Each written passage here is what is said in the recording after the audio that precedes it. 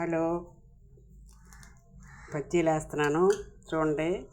పెరుగులో పుల్లటి పెరుగు ఉంటుంది కదా, ఆ పెరుగులో గోధుమ పిండి, సోడి పిండి, ఇడ్లీ పిండి ఉంటుందిగా కొద్దిగా మిగిలింది, అది ఈ మూడు కలుపుకుని ఉల్లిపాయ ముక్కలు, పచ్చిమిరపకాయ ముక్కలు, జీలకర్ర, కరివేపాకు ఇవన్నీ వేసుకుని బజ్జీలు వేసుకుంటే చాలా బాగుంటాయి.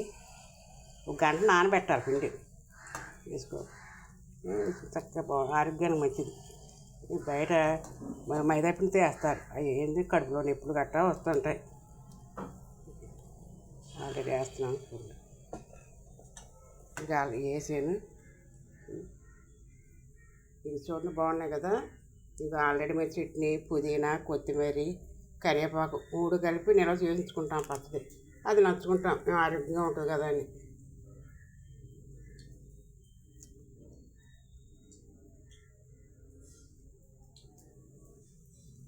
బాగున్నాయి కదా. ఉంటాను మరి, మళ్ళీ చిన్న వీడియోతో మళ్ళీ కలుస్తాను.